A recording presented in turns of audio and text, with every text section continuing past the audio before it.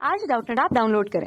Doubtnut पर अपने सभी गणित, रसायन विज्ञान, भौतिक विज्ञान और जीव विज्ञान के डाउट्स का करो सफाया। बस प्रश्न की फोटो खींचो, एक ही प्रश्न को क्रॉप करो और तुरंत वीडियो सोल्यूशन पाओ। अभी डाउनलोड करें। नमस्कार, हमारा प्रश्न कुछ इस प्रकार है। हमें यहाँ पर पृथक्कन दिया है और कारण दिया गया है। हमारा पृथक्कन है, हमें पृथक्कन बोला गया है एल्किल बेंजील, बेंजील में के फ्रीडल क्राफ्ट एल्कीकरण द्वारा निर्मित नहीं होती है। और कारण हमें दिया गया है, कारण हमें बोला गया है कि एल्किल हैलाइड एसिल हैलाइड से क्रम क्रियाशील होते हैं। हमें क्या दिया हुआ है, हमें पृथक्कन दिया गया है, कारण दिया गया है। हमें पृथक्कन बोला गया है कि एल्किल बेंजील जो होती हैं वो बेंजील के फ्रीडल क्राफ्ट एल्कीकरण द्वारा निर्मित नहीं होती हैं। दूसरा ऑप्शन हमें कारण दिया गया है कि एल्किल हैलाइड जो होता है एसिल हैलाइड से कम क्रियाशील होती है। और हमें यहाँ पर 4 ऑप्शन दिया गया है। सबसे पहले अगर हम बात करते हैं कि फ्रीडल क्राफ्ट अभिक्रिया क्या होती है, तो बेंजीन की अभिक्रिया जब हम किसी भी एल्काइल हैलाइड से कराते हैं, ये क्या है आपका मेथिल क्लोराइड है। इसकी अभिक्रिया हमने किससे कराई, निर्जल एल्यूमिनियम क्लोराइड से करवाने पर यहाँ पर क्या होगा, यहाँ पर आपका यहाँ पर क्या होगा, एल्किल जो निर्जल मेथिल क्लोराइड जो है ये अभिक्रिया करेगा किसके साथ में, निर्जल AlCl3 के साथ में। और यहाँ पर आपके AlCl4 माइनस जनरेट होगा और आपका CH3 कार्ब केटाइन जनरेट होगा। ये कार्ब केटाइन जो है अभिक्रिया के अंदर क्या करेगा, इलेक्ट्रोफाइल की तरह व्यवहार करेगा। CH3 कार्ब केटाइन जनरेट होगा, ये किसकी तरह व्यवहार करेगा, ये आपके इलेक्ट्रोफाइल की तरह व्यवहार करेगा।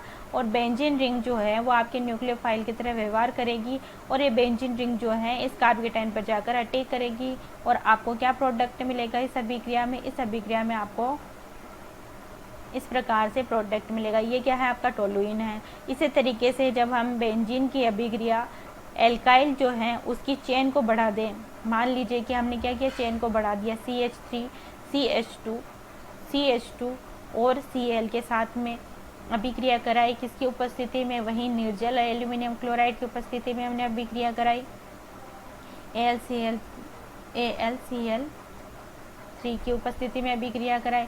तो हमें यहाँ पर भी अभिक्रिया में क्या मिलेगा, इसमें सबसे पहले हम क्या करते हैं, कार्ब केटाइन जनरेट करते हैं, ठीक है। तो यहाँ पर भी आपका CH3 CH2 और Cl ये क्या करेगा, AlCl3 के साथ में अभिक्रिया करेगा और अभिक्रिया करके आपके कार्ब केटाइन जनरेट करेगा CH3 CH2 और ये आपका कार्ब केटाइन जनरेट हो गया। देखिए 1 डिग्री कार्ब केटाइन जो होता है आपका, ये क्या है, 1 डिग्री कार्ब केटाइन है। आपको पता होगा 1 डिग्री कार्ब केटाइन जो होता है वो 2 डिग्री कार्ब केटाइन से कम स्टेबल होता है। तो ये क्या करेगा, ये 1 डिग्री कार्ब केटाइन से 2 डिग्री कार्ब केटाइन की तरफ रीअरेंज हो जाएगा। कुछ इस तरीके CH plus carb cation generate होगा, ठीक है। क्योंकि इसकी स्टेबिलिटी ज़्यादा है तो ये जल्दी से फास्टली क्या हो जाएगा, रीअरेंज हो जाएगा। और यहाँ पर अभिक्रिया के अंदर आपका जो कार्ब केटाइन है, कौन सा 2 डिग्री कार्ब केटाइन है, ये आपका क्या है 2 डिग्री कार्ब केटाइन, ये क्या करेगा, अभिक्रिया में भाग लेगा, ठीक है। CH3 ये आपका CH3 ये क्या है आपका कार्ब केटाइन है, ये भी किसकी तरह बिहेव कर रहा है, इलेक्ट्रोफाइल की तरह बिहेव कर रहा है। और आपकी रिंग किसकी तरह व्यवहार कर रही है, न्यूक्लियोफाइल की तरह व्यवहार कर रही हैं। और इस तरीके से आपका यहाँ पर प्रोडक्ट फॉर्मेड होगा CH3 और यहाँ पर आपका CH3, ठीक है। ये जो प्रोडक्ट फॉर्मेड हुआ है अभिक्रिया के अंदर, इसमें देखिए इसमें आपका जो 2 डिग्री कार्ब केटाइन है वो ज़्यादा स्टेबल होने की वजह से आपके बेंजीन रिंग ने 2 डिग्री कार्ब केटाइन पर अटैक किया।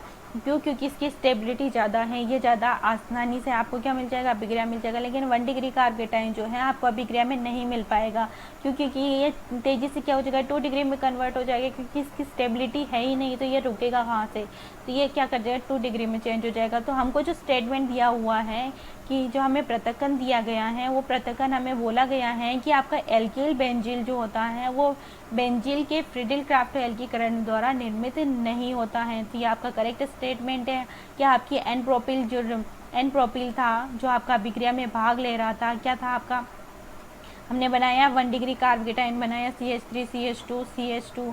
ये क्या है, अभिक्रिया में भाग नहीं ले रहा है। ये यही बोल रहा है कि एल्किल बेंजील में बेंजील फ्रीडल ग्राफ एल्कीकरण द्वारा निर्मित नहीं होता है। तो आपका क्या है, करेक्ट स्टेटमेंट है। दूसरा आपको दिया हुआ है कि एल्किल हैलाइड जो होता है वो एसिल हैलाइड से कम क्रियाशील होता है।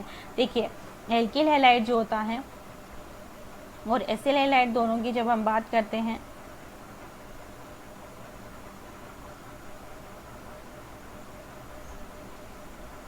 देखिए एल्किल हैलाइड क्या है आपका CH3 CH2 CH2 और ये Cl, ये क्या है आपका एल्किल हैलाइड है। ठीक है, दूसरा आपको दिया हुआ है मान लीजिए CH3 C double bond O और Cl। ठीक है, अब इन दोनों की जब हम बात करते हैं तो यहाँ पर क्या हो जाएगा, यहाँ पर बॉन्ड क्या हो जाएगा, इजीली ब्रेक हो जाएगा। क्या हो जाएगा, इजीली। यहाँ पर आपका कार्बोकेटाइन भी जनरेट हो जाएगा। ठीक है, यहाँ पर क्योंकि यहाँ पर ओनली सिग्मा बॉन्ड का क्या हो रहा है, ब्रेक हो रहा है। ठीक है, इसकी कैसी नेचर है, इसकी -I नेचर है। ठीक है, और ये आसानी से यहाँ से क्या हो जाएगा, रिमूव हो जाएगा। ठीक है, जब हम यहाँ पर बात करते हैं, यहाँ पर भी आपका क्लोरीन कैसा है, -I इफेक्ट है। ठीक है, लेकिन हमें यह भी पता है कि जो आपका ये कार्बोनाइल ग्रुप है ये कैसा है, इलेक्ट्रोफिलिक नेचर का होता है। कैसा होता है, इलेक्ट्रोफिलिक नेचर से होता है। जो आपका एसाइल क्लोरीन जो है, ये क्लोरीन कैसा है, -I इफेक्ट का है, जिससे क्या होता है कि ये क्या करता है, इलेक्ट्रॉन जो भी इलेक्ट्रॉन डेंसिटी उसके ऊपर पहले से है उसको और कम कर देता है, जिससे क्या हो जाता है कि इसकी रिएक्टिविटी और ज़्यादा इंक्रीज हो जाती है। क्या हो जाएगी, रिएक्टिविटी और ज़्यादा बढ़ जाएगी। तो इस तरीके से हम बोल सकते हैं कि आपका एसिल क्लोराइड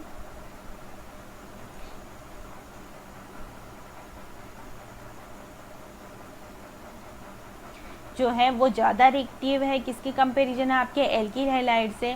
और हमें यहाँ पर बोला गया है कि आपका एसिल हैलाइड जो होता है वो क्या है, सॉरी एल्किल हैलाइड जो है वो आपका कम रिएक्टिव है किसकी तुलना में,